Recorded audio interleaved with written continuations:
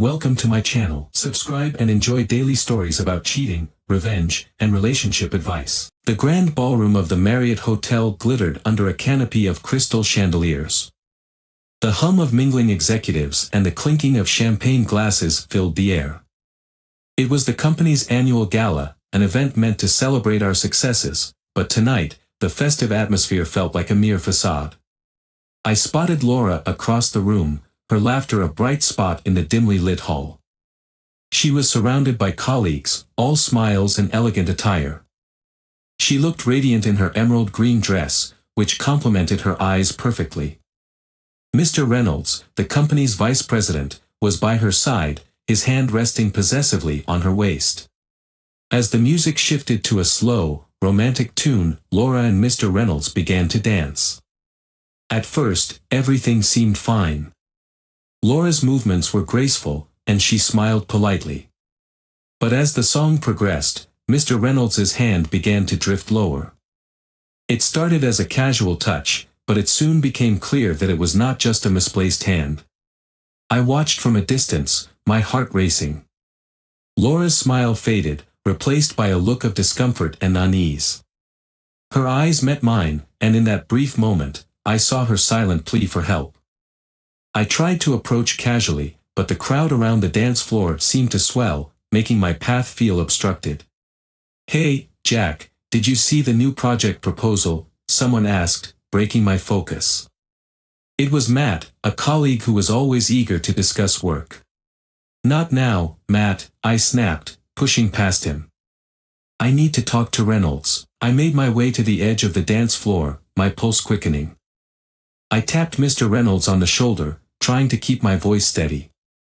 "Mr. Reynolds, can I have a word?" He turned with a smirk that made my stomach churn.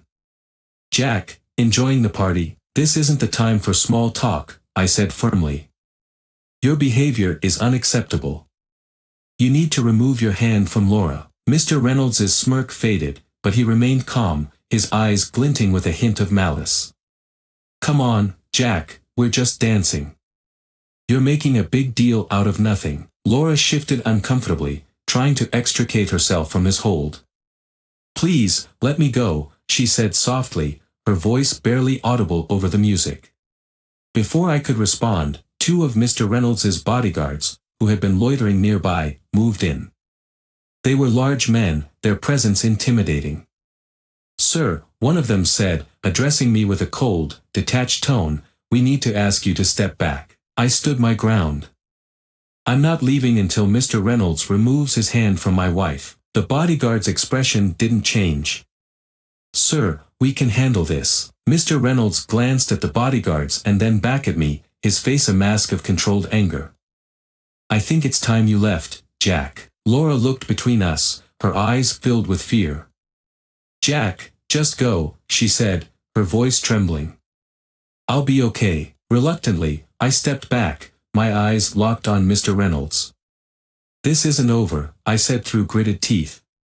The bodyguards guided me away, and I watched as Laura was finally able to distance herself from Mr. Reynolds. Her face was pale, and I could see the strain in her eyes. As I was escorted out, the scene replayed in my mind, and a wave of guilt and anger washed over me. I knew that this wasn't the end of the fight. It was only just beginning. The hum of the office air conditioning was a stark contrast to the charged atmosphere we had just left behind on the dance floor. Ellen's office, situated on the top floor of the building, was a spacious, modern room with floor-to-ceiling windows that offered a breathtaking view of the city skyline. The room was meticulously organized, the desk clear except for a sleek computer and a few personal touches, framed photos and an elegant vase of fresh flowers. As soon as we entered, Ellen took charge with her usual poise. "Everyone, please, take a seat," she instructed firmly, motioning to the leather chairs around the glass table. Laura and I sat down, our nerves frayed from the confrontation, while Ellen and Mr. Reynolds remained standing.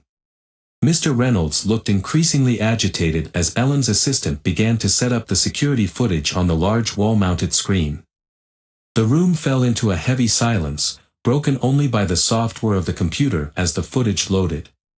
Ellen's expression was a mix of professionalism and deep concern as she reviewed the video. The footage showed a clear, unobstructed view of the dance floor, capturing every movement with unnerving precision. As the scenes of Mr. Reynolds's inappropriate behavior unfolded, Ellen's face grew more stern. "This is unacceptable," Ellen said, her voice low and steady, but carrying an edge of anger. "Mr. Reynolds, do you have anything to say for yourself?" Mr. Reynolds, now visibly uncomfortable, tried to maintain a facade of composure. "This is a setup." "I can explain," Ellen cut him off sharply. "Explain what?" "That your hand wandered lower," and Laura looked distressed.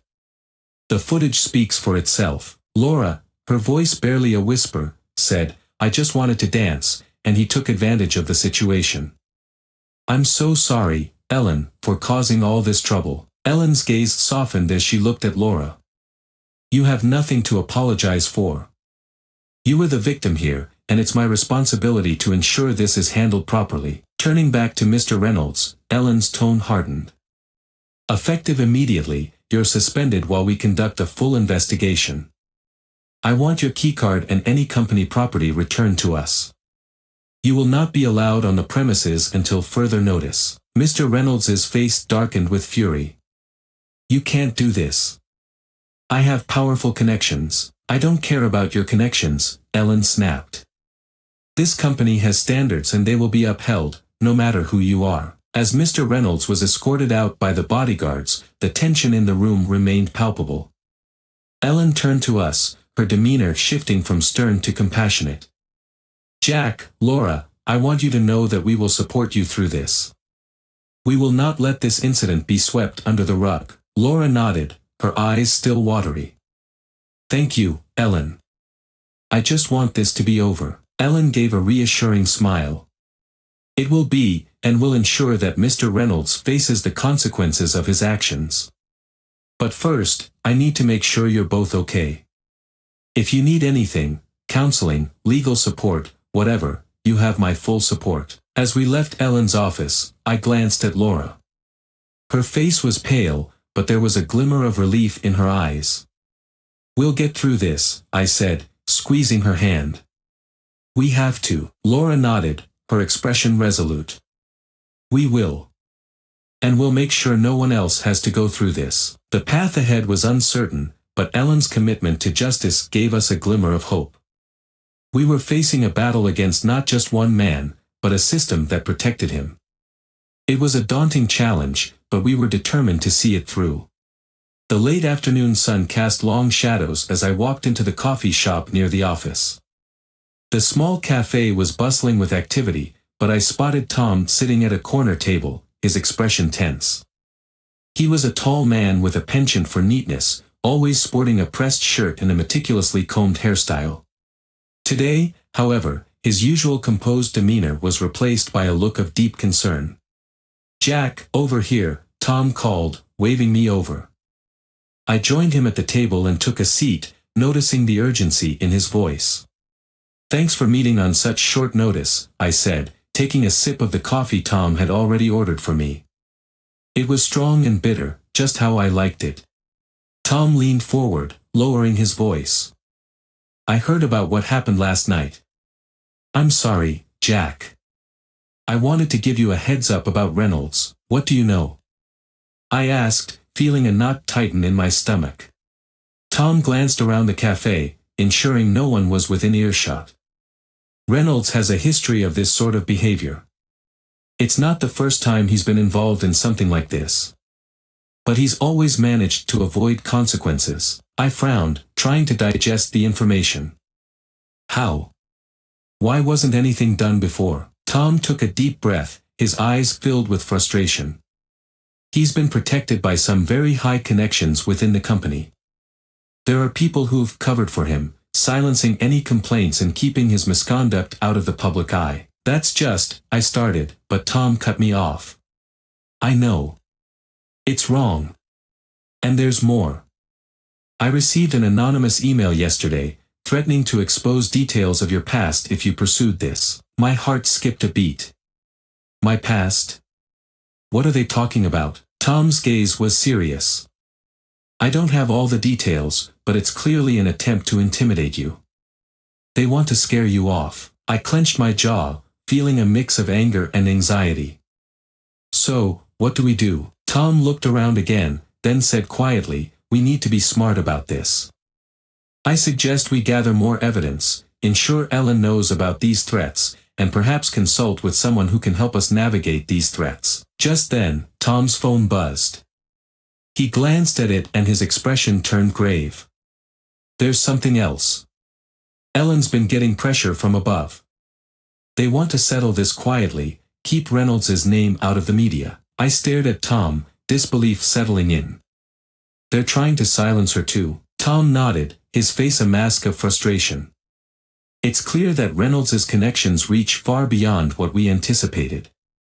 But if Ellen's on board, she might help us uncover more. Then we need to stay vigilant, I said, determination hardening in my voice.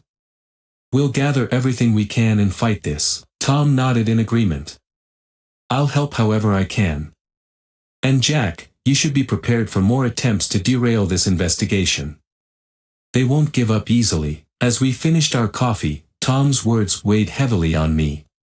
The situation was more complex and dangerous than I had imagined, but I was resolved to see it through. We were up against a powerful network, but with Tom's help and Ellen's support, we had a fighting chance. The days following Mr. Reynolds' suspension were filled with tension and uncertainty. Laura and I were constantly on edge, our minds preoccupied with the threat of more attempts to derail the investigation. The anonymous email was just the beginning. I could feel the pressure mounting from every direction. Ellen had been working tirelessly to protect our case while navigating the corporate backlash from Reynolds' powerful allies. Her office became our base of operations, a command center from which we coordinated our efforts. I spent countless hours there, sifting through documents, meeting with legal advisors, and strategizing with Ellen. One afternoon, as I was going through a stack of reports in Ellen's office, she walked in, her expression serious. Jack, we have a new development, she said, her voice steady but urgent. I looked up from the papers. What is it? Ellen took a deep breath. We received another anonymous email this morning. It's from the same source threatening to expose details of your past if we continue pursuing Reynolds. But this time, it included something new, a list of names. Names? Of who? I asked, my heart racing. Names of people involved in the cover-ups, Ellen said, showing me a printout of the email. The list included several high-ranking executives and board members, all associated with Reynolds in some capacity. I scanned the list, feeling a mix of anger and disbelief. So, this goes deeper than just Reynolds. Much deeper, Ellen confirmed. We need to approach this carefully. If we make a move now, it could backfire. We need to gather concrete evidence before exposing these individuals. I nodded, absorbing the gravity of the situation. What's our next step? We need to investigate these names, Ellen said. I've already reached out to a trusted contact in the investigative journalism field who can help us with this. Later that evening, I met with Ellen's contact, a seasoned journalist named Sarah who had a reputation for uncovering high-profile corruption cases. We met in a quiet, dimly lit cafe, away from prying eyes. Jack, it's nice to meet you, Sarah said, shaking my hand. Her demeanor was professional, but there was a steely determination in her eyes.